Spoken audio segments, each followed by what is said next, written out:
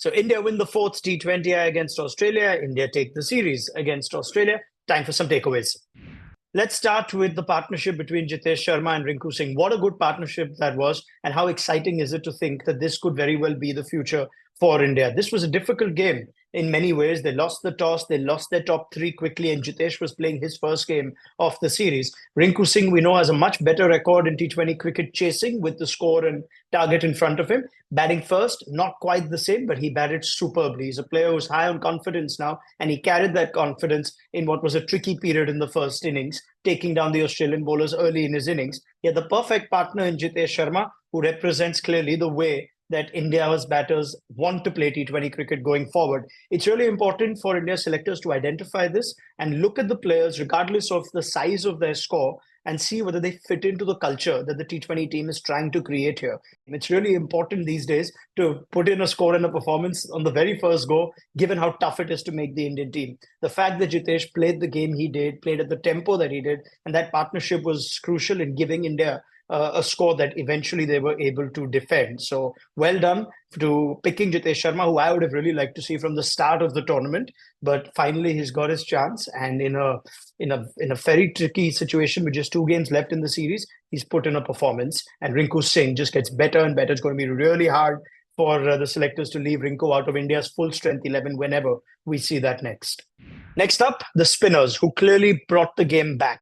Between Akshar Patel and Ravi Bishnoi, they just spun a web around Australia's batters. It's a very different looking Australian batting lineup. It's far from their first team either, but in difficult conditions, bowling second, the ball possibly getting wet.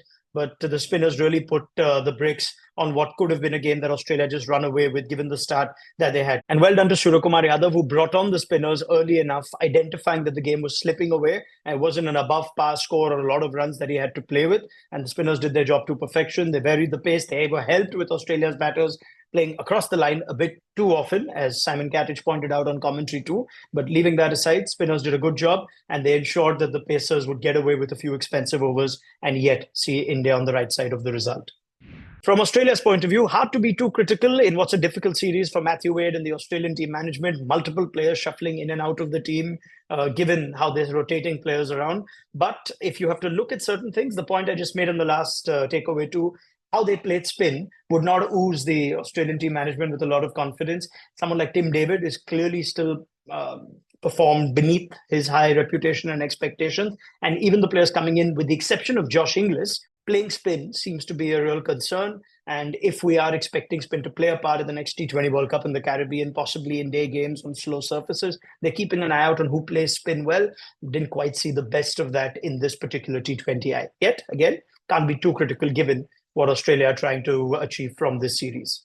And finally, while India take the series, I go back to what I said at the start of the T20Is as well. This was an opportunity to look at the bigger picture. It wouldn't really have mattered if India would have lost or dropped this bilateral series had they tried certain things, but in no game have they given themselves the luxury of trying a sixth bowler. They've not even played Shivam Dube, someone who could have been handy in the last game, where you needed an over out of someone. You knew Prasidh Krishna was not having his day. Today, it looked like Deepak Chahar wasn't having his day, but you just had to commit to him. Now, India did well because Deepak Chahar managed to pull things back towards the end, but it's not going to happen all the time. You have to try things, and these are the series to try them. I hope they give Dube a game now that the series is in the bag. It's only the one game, so I don't know what you can get out of it, but I still hope that Dube plays. Someone like Tilak Verma, he's not had the best series. He's possibly batted a position lower given the team India decided to go into this series with.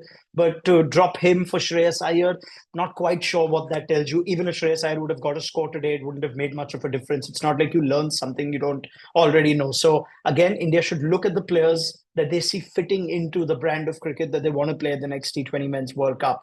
Deepak Chahar was a positive though, and I hope he gets the next game, which I'm sure he will. Something different, gives you a little more batting at the end, and he didn't have his day with the new ball in this 4th T20I, but he came back well at the death. India needed a bit of a break from Prasidh Krishna, Arshdeep, who just were not quite landing it. It was nice to see Deepak Chahar at least make a comeback and have some kind of impact on the game. Over to the final T20I. Let's see what else India can manage to tick off before this series comes to a close.